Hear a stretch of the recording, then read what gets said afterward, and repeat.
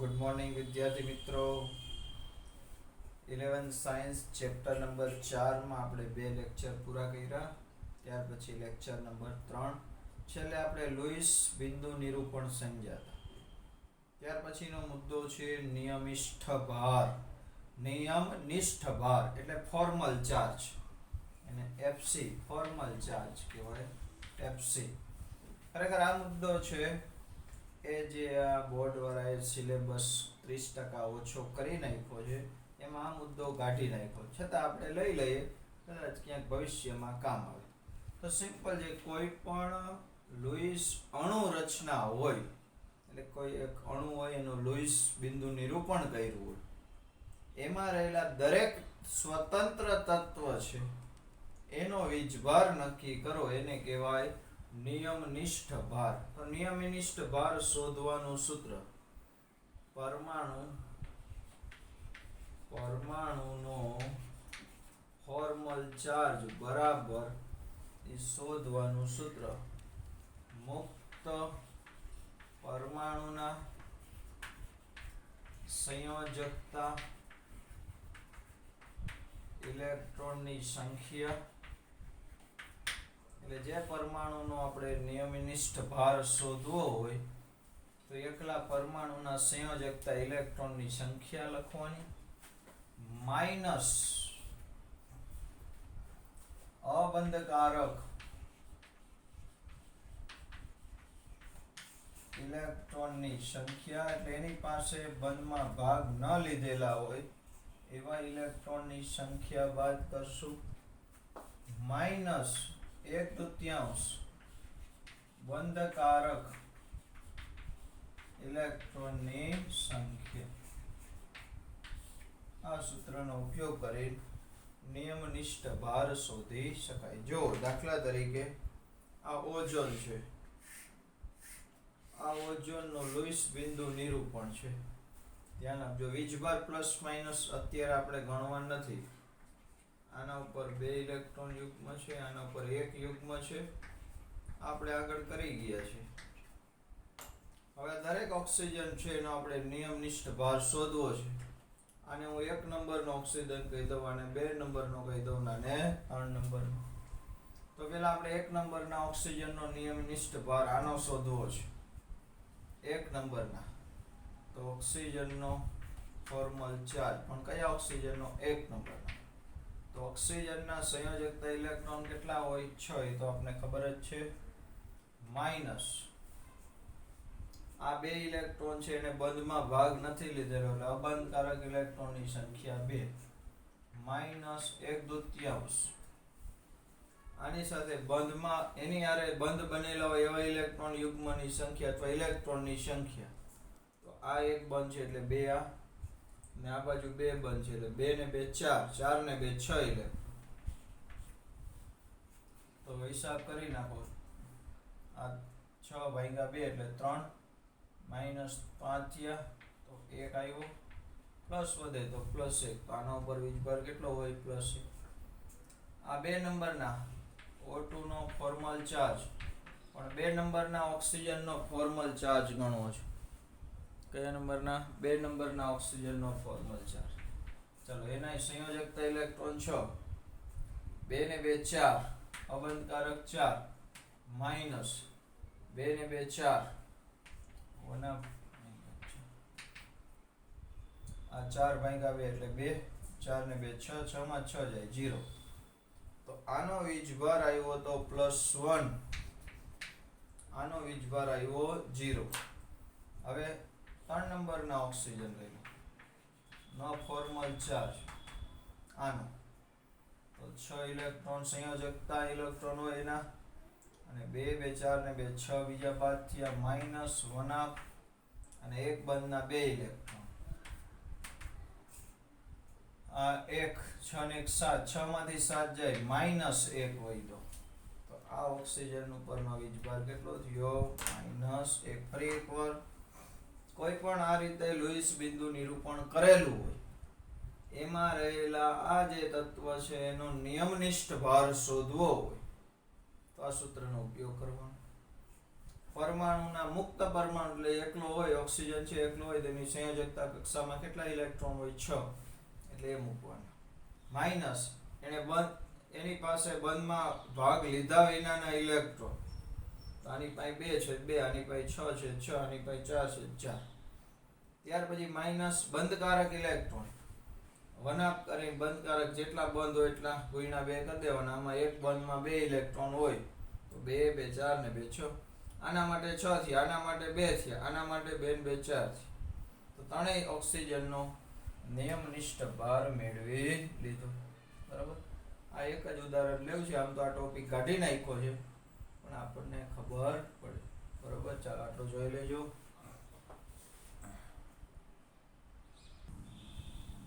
ચાલો ત્યાર પછી આપણે લેવો છે મુદ્દો અષ્ટક નિયમની મર્યાદાઓ. ધ્યાન આપજો. આપણો અષ્ટક નિયમ શું હતો? તો કેવો નિયમ હતો કે પરમાણુઓ છે એ ઇલેક્ટ્રોન મેળવે અથવા ગુમાવે અથવા ભાગીદારી કરે, એમ કરીને એની બાહ્ય કક્ષામાં 8 ઇલેક્ટ્રોન પ્રાપ્ત કરે છે, જેને કહેવાય અષ્ટકનો નિયમ. એટલે વૈજ્ઞાનિકોએ એવું કીધું હતું કે આ અણુ શું કરવા બને છે? તો કે પરમાણુઓ છે એની બાહ્ય કક્ષામાં 8 ઇલેક્ટ્રોન એટલે કે નિષ્ક્રિય વાયુ જેવી ઇલેક્ટ્રોન રચના પ્રાપ્ત કરવા માટે આપલે કરે અથવા ભાગીદારી કરે. એટલે ગમે તે અણુ બને એમાં દરેક તત્વને એટલે કે દરેક પરમાણુ છે એનું અષ્ટક પૂર્ણ થાય છે, એવી ધારણા વૈજ્ઞાનિકની હતી. આમ છતાંય આ અષ્ટક નિયમની કેટલીક મર્યાદાઓ છે.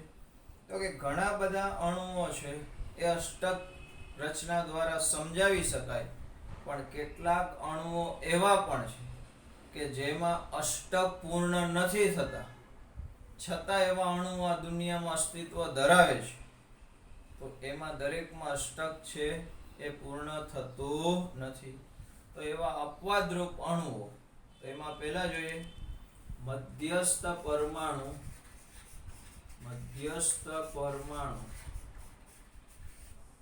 મધ્યસ્થ પરમાણુનું અપૂર્ણ અષ્ટક,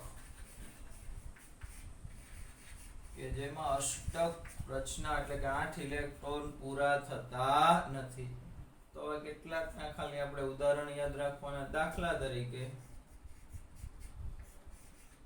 બેરિલિયમ ક્લોરાઇડ BeCl2 અથવા બેરિલિયમ હાઇડ્રાઇડ BeH2 અથવા બોરોન ટ્રાઇક્લોરાઇડ BeCl3.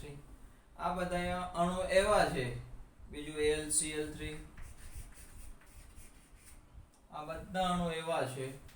હજી આવશે BF3. કે આ બધામાં અણુ રચના બને છે. આવા અણુ દુનિયામાં અસ્તિત્વ ધરાવે છે, પણ એમાં મધ્યસ્થ પરમાણુના અષ્ટક પૂરા થતા નથી. જો આપણે એક ઉદાહરણ લઈએ, આ BeH2 બેરિલિયમ, એનો નંબર કેટલામો? Hydrogen, helium, lithium, beryllium 4 number છે. એની સંયોજકતા કક્ષામાં 2 ઇલેક્ટ્રોન છે. તો બેરિલિયમની સંયોજકતા કક્ષામાં 2 ઇલેક્ટ્રોન છે. તો એક ઇલેક્ટ્રોન હાઇડ્રોજન સાથે ભાગીદારી કરશે, બીજાની બીજા હારે ભાગીદારી કરશે. અણુ બની ગયો. હાઇડ્રોજનની નિષ્ક્રિય વાયુ હિલિયમ જેવી રચના થઈ ગઈ. હાઇડ્રોજનમાં 2 ઇલેક્ટ્રોન થઈ ગયા, પણ બેરિલિયમને કેટલા થયા? તો કે 2 ને 2 4 થયા. નિષ્ક્રિય વાયુ જેવી રચના પ્રાપ્ત થતી નથી. અપૂર્ણ છે, હજી 4 ઘટે છે, છતાં આવો અણુ અસ્તિત્વ ધરાવે છે. બોરોન ટ્રાઇક્લોરાઇડ લઈ લ્યો.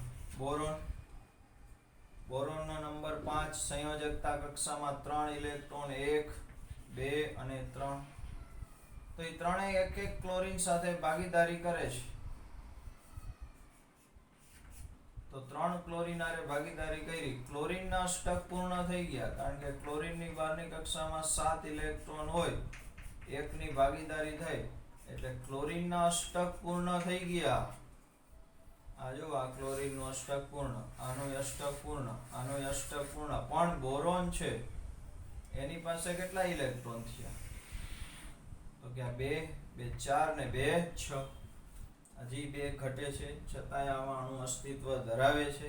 તો એ અષ્ટક નિયમ દ્વારા સમજાવી શકાય નહીં. ત્યાર પછી બીજું એકી સંખ્યામાં એવા એકી ઇલેક્ટ્રોન અણુઓ કે જેમાં એકી સંખ્યામાં ઇલેક્ટ્રોન હોય એટલે એમાં કોઈ દી અષ્ટક પૂર્ણ થાય નહીં. તો એકી ઇલેક્ટ્રોન સંખ્યા ધરાવતા પરમાણુ કે અણુ બને પરમાણુમાંથી. દાખલા તરીકે NO2 આ બે અણુમાં નાઇટ્રોજનની સંયોજકતા કક્ષામાં કેટલા ઇલેક્ટ્રોન હોય? 5. ઓક્સિજનની સંયોજકતા કક્ષામાં કેટલા ઇલેક્ટ્રોન હોય? 6. તો ઓક્સિજન છે એ 2 ઇલેક્ટ્રોનની અહીંયા ભાગીદારી કરે. તો નાઇટ્રોજને 2 ઇલેક્ટ્રોન રોકે તો એની બહારની કક્ષામાં 5 હોય, 3 અહીંયા વધ્યા. ઓક્સિજનનું અષ્ટક પૂર્ણ થઈ ગયું 2 2 4 ને 4 8. પણ નાઇટ્રોજનમાં 2 2 4 ને 2 6 ને 1 7 થયા. એકી સંખ્યામાં એટલે અષ્ટક પૂરું થાય નહીં. તો અહીંયા દ્વિબંધ બની ગયો. તો આ અહીં અપવાદ છે. NO2 નાઇટ્રોજન, બે બાજુ ઓક્સિજન ગોઠવી દો, એક બાજુ દ્વિબંધ, આ ઓક્સિજન બાજુ સિંગલ બંધ. અહીંયા 6 ઇલેક્ટ્રોન, આના ઉપર માઇનસ, આના ઉપર પ્લસ. તો નાઇટ્રોજનની સંયોજકતા કક્ષામાં કેટલા ઇલેક્ટ્રોન હોય? 5 હોય, 2 અહીંયા રાખ્યા, 2 3 4 આ બે નાઇટ્રોજન, તો 1 ઇલેક્ટ્રોન અહીંયા વધશે. તો એકી ઇલેક્ટ્રોન વાળામાં મધ્યસ્થ પરમાણુના કે ગમે તે એક પરમાણુના અષ્ટક પૂર્ણ થતા નથી.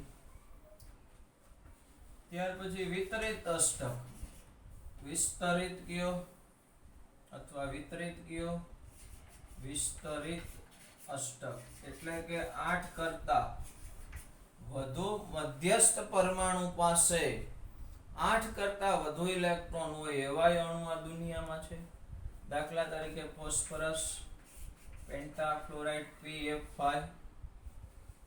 તો ફોસ્ફરસ એની સંયોજકતા કક્ષામાં 5 ઇલેક્ટ્રોન હોય.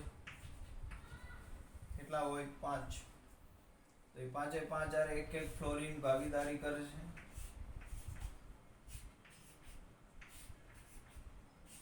એક બંધ બન્યો એટલે એમાં 2 ઇલેક્ટ્રોન થઈ ગયા. દરેકમાં એક એક ફ્લોરીનનો ઇલેક્ટ્રોન અને એક એક ફોસ્ફરસનો. તો ફોસ્ફરસ પાસે કેટલા ઇલેક્ટ્રોન થયા? 2 2 4 2 6 2 8 ને 2 10 ઇલેક્ટ્રોન છે. તો વધી ગયા. એવી રીતના SF6 સલ્ફર 6 ફ્લોરીન જોડાયેલા હોય. એક બંધમાં 2 ઇલેક્ટ્રોન, તો 6 બંધ, 6 દુને 12 ઇલેક્ટ્રોન. કેટલા ઇલેક્ટ્રોન થયા? 12 ઇલેક્ટ્રોન. એવી રીતે H2SO4 માં મધ્યસ્થ પરમાણુ કોણ છે? સલ્ફર. તો આ સલ્ફર, 2 ઓક્સિજન, દ્વિબંધ ઓક્સિજન, OH OH. કુલ બંધ ગણી લો.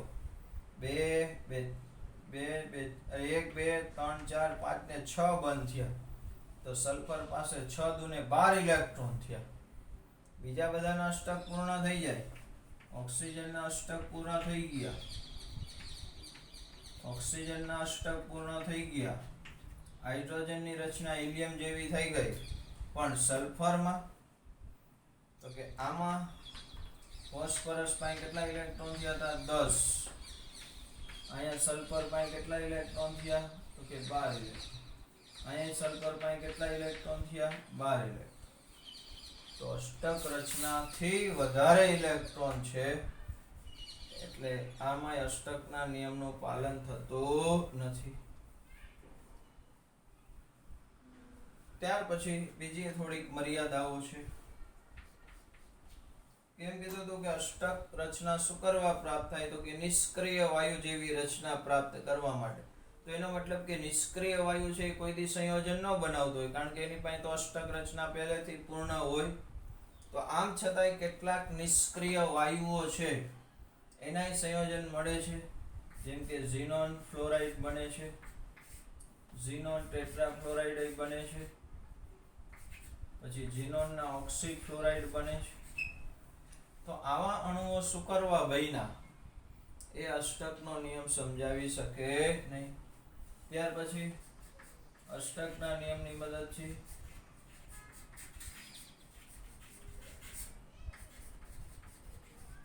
અણુનો આકાર સમજાવી શકાતો નથી. આકાર સમજાવી શકાતો નથી, કારણ કે તમે ગમે તે બાજુ ટપકા કરીને બંધ બનાવી શકો પણ એનાથી ચોક્કસ આકાર ખબર પડે નહીં. અને છેલ્લું, અણુની સ્થાયીતા સમજાવી શકાતી નથી. અણુની સ્થાયીતા સમજાવી શકાતી નથી. આ થઈ અષ્ટકના નિયમની મર્યાદાઓ. સમજાય છે આટલું? જોઈ લેજો બરોબર શાંતિથી કે અષ્ટકનો નિયમ એવો છે કે અષ્ટક રચના પ્રાપ્ત થાય, પણ આમાં બધા અણુ એવા છે કે એમાં અમુકમાં અષ્ટક કરતા ઓછા ઇલેક્ટ્રોન છે, એટલે 8 કરતા ઓછા ઇલેક્ટ્રોન છે, અમુકમાં 8 થી વધુ ઇલેક્ટ્રોન, છતાં આવા અણુઓ દુનિયામાં અસ્તિત્વ ધરાવે છે. તો આવા અણુઓના બંધારણ અષ્ટક નિયમથી સમજાવી શકાય નહીં. બરોબર, આટલું જોઈ લેજો. ચાલો, ત્યાર પછીનો પ્રશ્ન. હવે નાની નાની વ્યાખ્યાઓ, નાના નાના પ્રશ્ન છે, બરોબર સમજતા જજો. આયનીય બંધ અથવા વિદ્યુત સંયોજક બંધ સમજાવો. તો કે આવી ગયું છે કોસેલ લુઈસ. કોસેલ અને લુઈસ આ બે અભિગમ દ્વારા અથવા સિદ્ધાંતનો ઉપયોગ કરી આપણે આયોનિક બંધ કેમ રચાય છે એ સમજાવી શકાય. તો આયોનિક બંધ બનવા માટે બે બાબતો મહત્વની, અથવા આયોનિક સંયોજન બનવા. પહેલું તો કે તટસ્થ અણુમાંથી ધન આયન અને ઋણ આયનનું બનવું.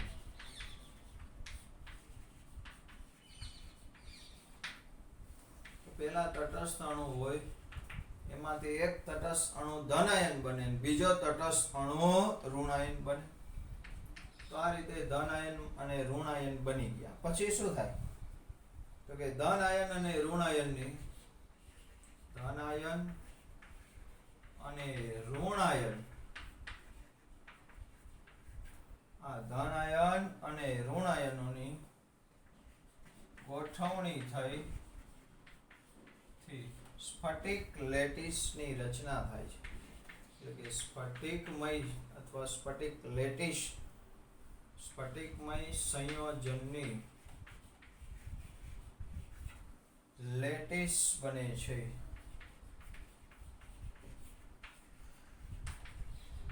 તો સમજો કેવી રીતે. દાખલા તરીકે આ એક વાયુરૂપ તટસ્થ પરમાણુ છે. એ ઇલેક્ટ્રોન ગુમાવે એટલે ધન આયન બને. આ દરમિયાન એને આયનીકરણ એન્થાલ્પી જેટલી ઉર્જા જોઈએ, ડેલ્ટા એચઆઈ જેટલી ઉર્જા આપો. આપણે ભણી ગયા છે કે વાયુરૂપ તટસ્થ પરમાણુમાંથી ઇલેક્ટ્રોન દૂર કરી ધન આયન બનવા માટે આપવી પડતી ઉર્જાને શું કહેવાય? આયનીકરણ એન્થાલ્પી.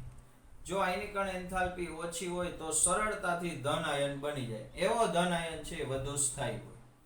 આ બીજો તટસ્થ પરમાણુ X છે, એ ઇલેક્ટ્રોન મેળવી લેશે, જાણે ગુમાવ્યો છે આ મેળવી લે, એટલે એ બની જાય વાયુરૂપ ઋણ આયન.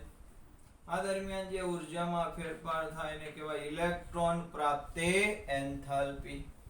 યાદ રાખજો, આયનીકરણ એન્થાલ્પી એટલે શું આપને ખબર છે કે વાયુરૂપ તટસ્થ પરમાણુમાંથી ઇલેક્ટ્રોન મુક્ત કરી ધન આયન બનાવવા માટે આપવી પડતી ઉર્જા, અને વાયુરૂપ તટસ્થ પરમાણુ ઇલેક્ટ્રોન પ્રાપ્ત કરે ત્યારે છૂટી પડતી ઉર્જા આપવી પડે એટલે આનું મૂલ્ય ધન હોય, આ છૂટી પડે એટલે એનું મૂલ્ય ઋણ હોય. ક્યારે સરળતાથી ધન આયન અને ઋણ આયન બને સમજો. તો કે આ આયનીકરણ એન્થાલ્પીનું મૂલ્ય શક્ય એટલું ઓછું હોવું જોઈએ અને ઇલેક્ટ્રોન પ્રાપ્તિ એન્થાલ્પીનું મૂલ્ય શક્ય એટલું વધુ હોવું જોઈએ. કારણ કે ઓછું ઉર્જા આપવાથી આયન બને એટલે આની આયન ટોટલ અંતે ઉર્જા ઓછી અને આમાંથી વધુ છૂટી પડી જાય એટલે જેમ બને એમ બનેલું કોઈ પણ અણુ, પરમાણુ કે આયન એની પાસે કુલ ઉર્જા ઓછી હોય એટલી એની સ્થિરતા વધારે.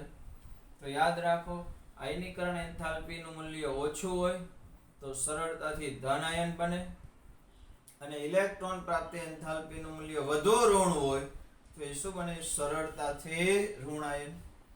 અને આ રીતે બનેલા હવે ધન આયન અને ઋણાયન એકબીજા સાથે આયોનિક બંધથી જોડાય અને mx જે સોલિડ બને, જો આ ભલે વાયુ હોય, એ વાયુના પરમાણુઓ છે એ એકબીજા સાથે એક બે નો આવા ઘણા બધા એકબીજા સાથે ત્રિપરિમાણમાં જોડાતા જાય અને એમાંથી આયોનિક સંયોજન બની ગયું mx. એમાં અણુ ઘન સ્વરૂપમાં હોય તો એમાં ધન આયન અને ઋણાયન જ વારાફરતી એકબીજા સાથે જોડાયેલા હોય. તો આટલું સમજાય છે આયોનિક બંધ વયનો. તો મોટા ભાગે ધન આયન કોણ બને? મોટા ભાગે ધન આયન છે ને ધાતુઓ બને અને ઋણ આયન કોણ બને? અધાતુઓ બને. આ પણ કેટલાક અપવાદ છે કે NH4+ બન્યો હોય તો NH4 માં નાઇટ્રોજન ને હાઇડ્રોજન બે અધાતુ છે, છતાંય બે ભેગું થઈ અને NH4+ ધન આયન બન્યો છે. હવે આમાં ધન આયન અને ઋણ આયન, ધન આયન અને ઋણાયનની ત્રિપરિમાણીય ગોઠવણીને સ્ફટિક લેટિસ કહે છે. હવે આ ધન આયન અને ઋણાયન છે એની ત્રિપરિમાણમાં ગોઠવણી થાય એટલે શું બનશે? સ્ફટિક લેટિસ. તો બરોબર સમજો. ધન આયન અને ઋણાયનની ત્રિપરિમાણીય ગોઠવણી. દાખલા તરીકે જોઈએ આપણે, હું NaCl ની સ્ફટિક લેટિસ દોરું છું. કોની? NaCl ની.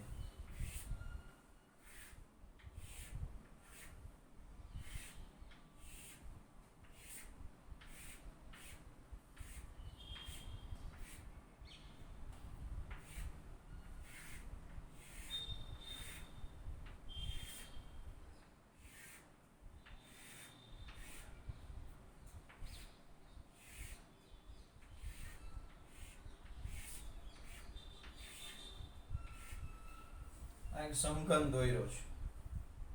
હવે એમાં વારાફરતી ધન અને ઋણાયન ગોઠવાતા જાય. આ Cl માઇનસ, આ Cl માઇનસ, આ Cl માઇનસ, આ Cl માઇનસ, આ Cl માઇનસ, આ Cl માઇનસ. આ મોટા કરું છું એ Cl માઇનસ,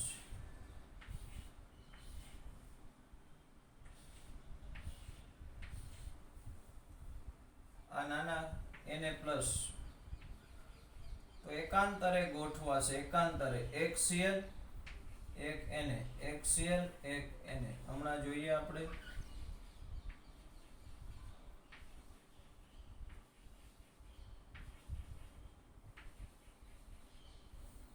તો આ થઈ ગઈ NaCl ની સ્ફટિક રચના. જો આ Cl, આ દુધિયા કલરનો છે, આ એ Cl માઇનસ છે. આ કેસરી કલરનો ટપકું છે એ Na પ્લસ છે.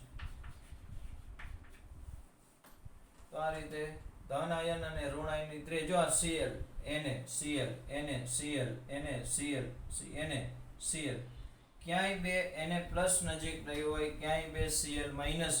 તો આ ત્રિપરિમાણીય રચના છે. આને કહેવાય NaCl ની સ્ફટિક રચના. શું કહેવાય? સ્ફટિક રચના. અને સ્ફટિક રચનામાં કોણ ગોઠવાય? તો કે Na પ્લસ અને Cl માઇનસ ગોઠવાય ઘન સ્વરૂપમાં રૂપાંતર પામે, એને કહેવાય NaCl ની સ્ફટિક. તો જેટલી આ સ્ફટિક રચનામાં બંધ મજબૂત બને એટલી એ સ્ફટિકની સ્થાયીતા વધારે હોય. શું હોય? એ સ્ફટિકની સ્થાયીતા વધારે. તો આવા આયોનિક બંધથી જોડાયેલા જે સંયોજન હોય એની સ્થાયીતાનો આધાર એની આ સ્ફટિક રચના ઉપર છે. અને એ સ્ફટિક લેટિસ એન્થાલ્પી એ હવે આપણે વાત કરશું. આમ આટલું જ યાદ રાખવાનું, વધારે ચોપડીમાં ઘણું લાંબુ આપ્યું છે.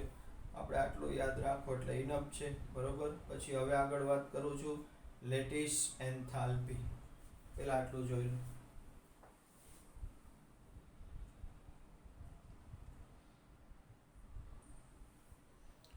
ચાલો હવે આપણે વાત કરવી છે લેટિસ એન્થાલ્પી. તો આ આયોનિક ઘન પદાર્થ NaCl ની લેટિસ છે, સ્ફટિક લેટિસ. આવા 1 મોલ સંયોજન હોય, આવો 1 મોલ પદાર્થ હોય. કેટલો? 1 મોલ. એ 1 મોલ પદાર્થમાં ધન અને ઋણ આયનો એકબીજા સાથે પ્રબળ આકર્ષણ બળથી જોડાયેલા હોય અને ઘન સ્વરૂપમાં છે. એમાં 1 મોલ સંયોજન છે, એ સંયોજનને સંપૂર્ણપણે તૂટી અને એના વાયુરૂપ ઘટકીય આયનોમાં ફેરવવા માટે જરૂરી ઉર્જાને શું કહેવાય? Lattice enthalpy. એટલે કે 1 મોલ, દાખલા તરીકે મીઠું છે NaCl, તો 1 મોલ NaCl ના બધા Na+ અને Cl આમ તૂટી અને વાયુ સ્વરૂપમાં ફેરવાઈ જાય, એટલે એકબીજાથી એટલા દૂર વયા જાય કે Na+ અને Cl- વચ્ચે જરાય આકર્ષણ બળ ન રહે, એટલી દૂર થઈ જાય, એટલે એને કે વાયુ સ્વરૂપમાં ફેરવાઈ. તો 1 મોલ સ્ફટિકને તોડી એમાં રહેલા આયનોને વાયુ સ્વરૂપમાં ફેરવવા માટે આપવી પડતી ઉર્જાને શું કહેવાય? Lattice enthalpy. તો NaCl ની લેટિસ એન્થાલ્પી છે 788 કિલો જૂલ પર મોલ. 1 મોલ NaCl ને તોડી બધા આયનો છૂટા પાડવા હોય તો કેટલી ઉર્જા આપવી પડે? 788 કિલો જૂલ. તો જેટલી લેટિસ એન્થાલ્પી વધારે એટલું એ આયોનિક સંયોજનની સ્થાયીતા વધારે, એ આયોનિક બંધની પ્રબળતા વધારે. કેમ? તો કે વધારે ઉર્જા આપવી પડે એનો મતલબ કે આયનો વચ્ચે આકર્ષણ બળ વધારે હોય, અને આકર્ષણ બળ વધારે હોય તો જ આપણે એને તોડવા માટે વધારે ઉર્જા આપવી પડે. તો આ બન્યું હશે જ્યારે વાયુમાં છે ત્યારે આટલી ઉર્જા છૂટી પડી ગઈ હશે, એટલે એને પાછા તોડીને વાયુ બનાવવા હોય તો જેટલી ઉર્જા છૂટી પડી ગઈ હોય એટલી પાછી આપો, એટલે પાછા અણુઓ તૂટી જાય.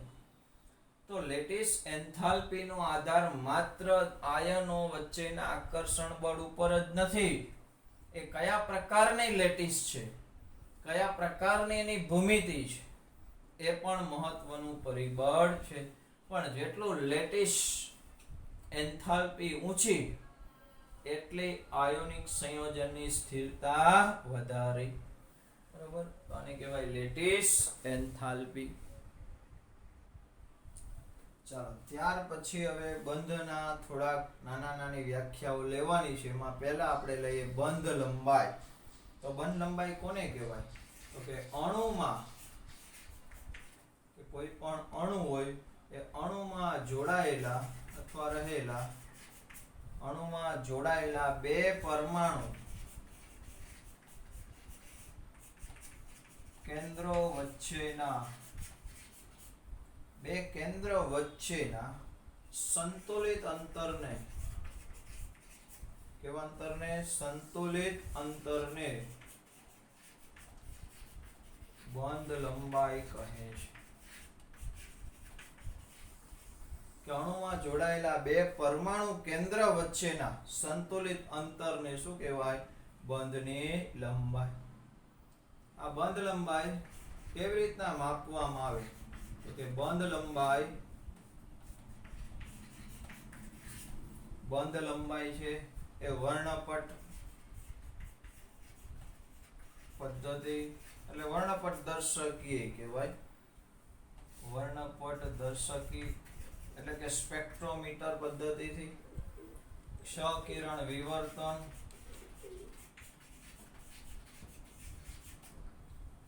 વર્ણપટ દર્શકી પદ્ધતિ, ક્ષ કિરણ વિવર્તન અને ઇલેક્ટ્રોન વિવર્તન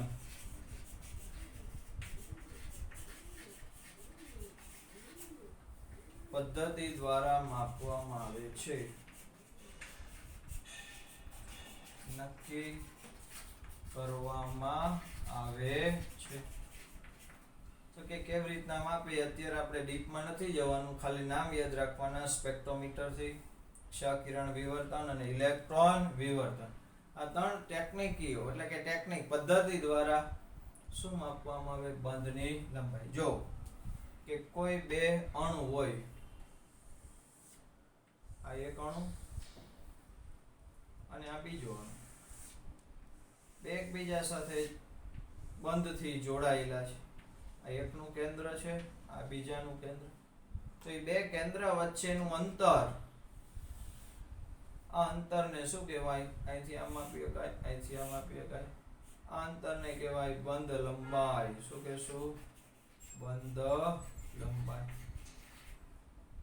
અણુમાં રહેલા બે કેન્દ્ર વચ્ચેના અંતરના માપને અથવા એમ કહેવાય ને સંતુલિત અંતરને શું કહેવાય? બંધ લંબાઈ.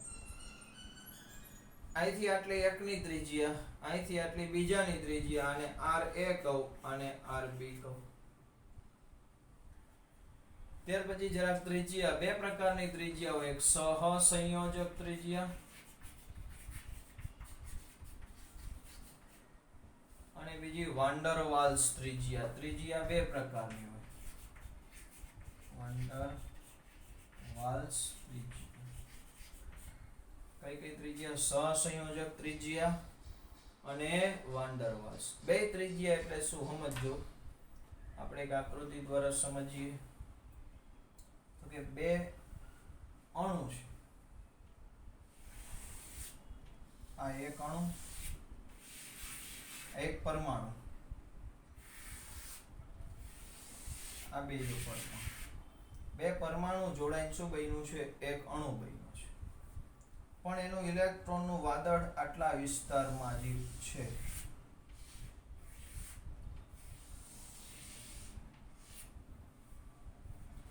આવો ને આવો બીજો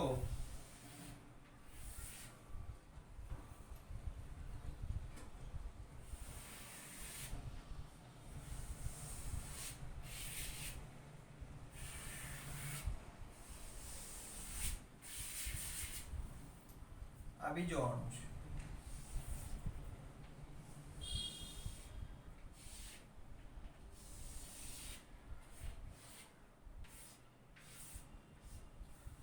આ એક અણુ, આ બીજો અણુ. બે અણુઓ એકબીજારે જોડાયેલા છે. આ એક અણુ, એક પરમાણુ ને બીજા પરમાણુનું કેન્દ્ર છે. એવી રીતના આ એક અણુ, બે અણુઓ આ બે પરમાણુ એકબીજા સાથે સહસંયોજક બંધથી જોડાયેલા છે. અને બે આખા અણુ એકબીજારે વાન્ડર વાલ્સ આકર્ષણથી જોડાયેલા હોય. કયો આકર્ષણ? વાન્ડર વાલ્સ. તો ધ્યાન આપજો બરોબર કે આ બે વચ્ચેનું અંતર છે, અહીંથી આટલું મપાય. આ અંતરના માપને કહેવાય સહસંયોજક ત્રિજ્યા. આ શું છે? સહસંયોજક ત્રિજ્યા. અને આ માપ અહીંથી આટલું, આ માપ છે, એને કઈ ત્રિજ્યા કહેવાય? વાન્ડર વાલ્સ ત્રિજ્યા. તો અણુના બે પરમાણુ કે જ્યાંથી બે પરમાણુ એકબીજા સાથે, ચોપડીમાં વ્યાખ્યા જે હું લખતો નથી, કે બંધિત અવસ્થામાં કોઈ પણ પરમાણુના કોર એટલે જ્યાંથી બે જોડાયેલા, જે સંલગ્ન પરમાણુ એટલે જે બે પરમાણુ એકબીજારે જોડાયેલા હોય, કે જ્યાંથી એકબીજા સાથે સંપર્કમાં હોય, ત્યાંથી એની ત્રિજ્યા માપવામાં આવે. તો અહીંથી આખી બંધ લંબાઈ થઈ. આનું અડધું મૂલ્ય લેવાનું. કેવું મૂલ્ય? અડધું. એને કહેવાય સહસંયોજક ત્રિજ્યા. અને આ અંતર છે એનું અડધું મૂલ્ય એટલે આટલું થયું. તો અહીંથી આટલી ત્રિજ્યા, અડધું મૂલ્ય છે, કઈ કહેવાય? વાન્ડર વાલ્સ ત્રિજ્યા. તો વાન્ડર વાલ્સ ત્રિજ્યા એટલે પરમાણુની એકંદર ત્રિજ્યા છે. આમાં ફક્ત બંધકારક ઇલેક્ટ્રોન જ આવશે, આ બાજુ બધે રહેલા છે અબંધકારક ઇલેક્ટ્રોન છે. જ્યારે વાન્ડર વાલ્સ ત્રિજ્યામાં બંધકારક ઇલેક્ટ્રોન અને અબંધકારક એ બધા વચ્ચેનું અંતર થાય. એટલે હંમેશા સહસંયોજક ત્રિજ્યા નાની હોય, કારણ કે આ બે અંતર ઓછું છે. વાન્ડર વાલ્સ ત્રિજ્યા મોટી હોય, કારણ કે અંતર કેવું છે? વધારે છે. તો સહસંયોજક ત્રિજ્યા એને RC એટલે કોવેલેન્ટ બોન્ડ રેડિયસ કહેવાય. અને વાન્ડર વાલ્સ ત્રિજ્યા એટલે R. વાન્ડર વાલ્સ નો VDR લખેલું હોય એટલે વાન્ડર વાલ્સ. તો સમજાઈ ગયું બે વચ્ચેનો ડિફરન્સ? આટલું જ આમાં યાદ રાખવાનું છે.